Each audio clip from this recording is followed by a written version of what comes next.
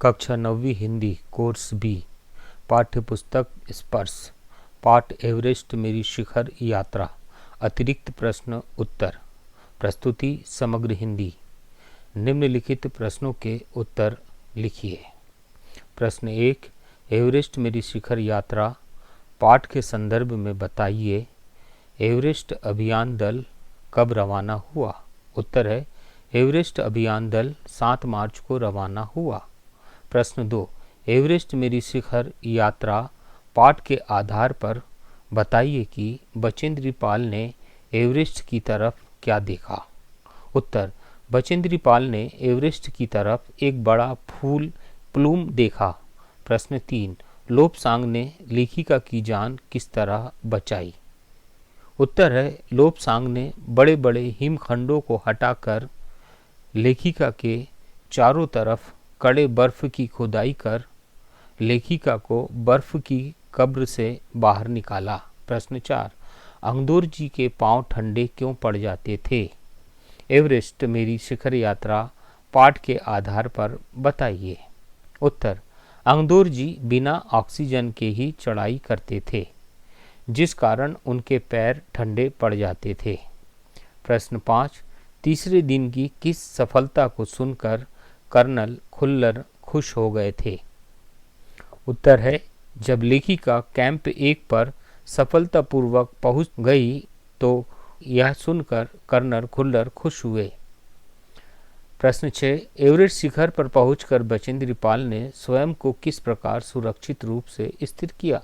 उत्तर है एवरेस्ट शंकु की चोटी पर इतनी जगह नहीं थी कि 2 व्यक्ति साथ साथ खड़े हो सके, इसलिए लेखिका ने पहले बर्फ के फावड़े से बर्फ की खुदाई कर अपने आप को सुरक्षित रूप से स्थिर किया। प्रश्न 7, कर्नल खुल्लर ने किस कार्य को जबरदस्त साहसिक बताया। उत्तर है बर्फ के एक विशाल पुंज ने कैंप 2 को तहस नहस कर दिया था जिसमें कई लोग घायल हो गए। लोब्सांग ने रास्ता साफ कर बचेंद्री की जान बचाई। जिस शेरपा की टांग की हड्डी टूट गई थी उसे खुद के बनाए स्ट्रेचर पर नीचे लाए। इस कार्य को कर्नल खुल्लर ने जबरदस्त साहसिक बताया। प्रश्न 8, एवरेस्ट मेरी शिखर यात्रा के आधार पर बताइए कि जय की लेखिका को देखकर हक्का बक्का क्यों रह गया। उत्तर है लेखिका वापस नीचे अपने साथियों के लिए जूस और गर्म चाय लेकर गई तो जय और की उन्हें देखकर हक्के बक्के हो गए। लेखिका ने अंगदोर जी के प्रति किस तरह धन्यवाद दिया, इस पर उनकी क्या प्रतिक्रिया थी। उत्तर, लेखिका ने हाथ जोड़कर आदर भाव से झुककर अंगदोर जी का धन्यवाद किया। अंगदोर जी ने लेखिका को गले लगाकर कहा, दीदी तुमने अच्छी चढ़ाई की, मैं बहुत प्रसन्न हूँ।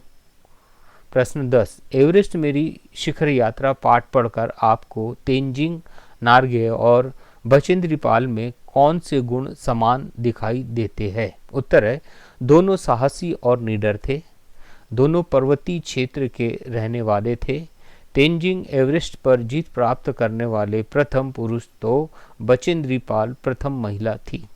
प्रश्न 11, लेखिका किसकी कर्मठता और आरोहण क्षमता के प्रति आश्वस्त थी। उत्तर, लेखिका अंगदोर जी की कर्मठता और आरोहण क्षमता के प्रति आश्वस्त थी। प्रश्न 12, शिखर पर चढ़ने वालों को किन किन कठिनाइयों का सामना करना पड़ता है। उत्तर है शिखर पर चढ़ने वालों को बर्फ के तूफान, हिमस्खलन, तेज आंधी, हिमपात, अनुकूल जलवायु का न होना आदि कठिनाइयों का सामना करना पड़ता है। प्रश्न 13, क्या उत्साहवर्धन करके किसी भी इंसान के मन में जोश का भाव जागृत किया जा सकता है। एवरेस्ट मेरी शिखर यात्रा पाठ के आधार पर सिद्ध कीजिए। उत्तर है हाँ, उत्साहवर्धन करके किसी भी इंसान के मन में जोश का भाव जागृत किया जा सकता है। जैसे इस पाठ में बचेंद्री का उत्साहवर्धन किया तो उसने एवरेस्ट पर जीत हासिल की। प्रश्न 14, सम्मिलित अभियान में सहयोग एवं सहायता की भावना का परिचय बचेंद्री के किस कार्य से मिलता है? उत्तर है अपने बहुत पीछे रह गए की और जय के लिए जूस और गर्म चाय लेकर वापस नीचे जाना बचेंद्री की सहयोग और सहायता की भावना का परिचय देता है। प्रश्न 15, एवरेस्ट की चोटी पर पहुंचकर लेखिका को कैसा लगा?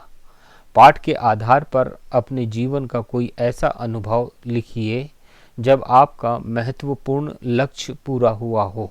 उत्तर है एवरेस्ट की चोटी पर पहुंचकर लेखिका अत्यधिक प्रसन्न हुई।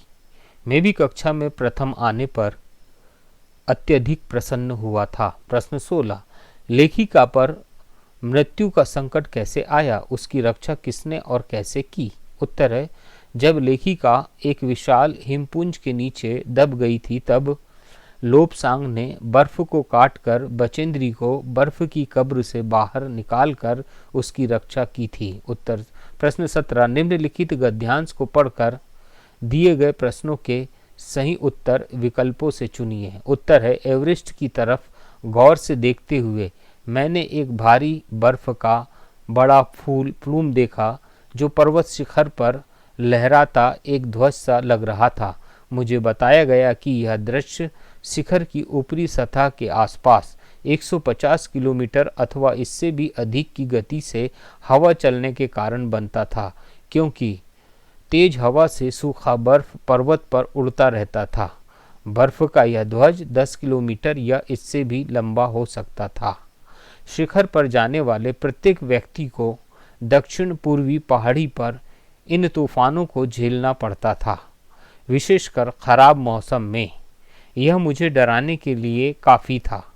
फिर भी मैं एवरेस्ट के प्रति विचित्र रूप से आकर्षित थी और इसकी कठिनतम चुनौतियों का सामना करना चाहती थी। पहला, किसकी तरफ देखते हुए लेखिका ने बर्फ का प्लूम देखा? चोटी की ओर, बर्फ की ओर, एवरेस्ट की ओर, शिखर की ओर? उत्तर है एवरेस्ट की ओर। दूसरा, पर्वत शिखर पर प्लूम कैसे बनता था?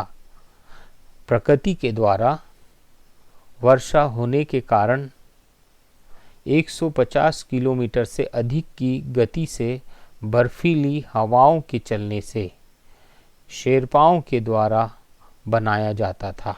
उत्तर है 150 किलोमीटर से अधिक की गति से बर्फीली हवाओं के चलने से।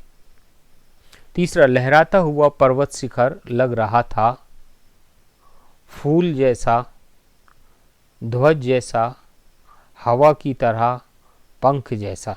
उत्तर है ध्वज जैसा। चौथा, शिखर पर जाने वाले व्यक्तियों को किस चुनौती का सामना करना पड़ता था? ऑक्सीजन खत्म हो जाने पर सांस लेना मुश्किल हो जाता था। पेड़ गिरकर रास्ता रोक देते थे। दक्षिण पूर्वी पहाड़ी पर आने वाले तूफानों को झेलना पड़ता था। ठंड से आगे बढ़ना मुश्किल लगता था। उत्तर है दक्षिण पूर्वी पहाड़ी पर आने वाले तूफानों को झेलना पड़ता था। पांचवा, आकर्षित में प्रत्यय है इत, इत, विश्ति। उत्तर है इत। धन्यवाद।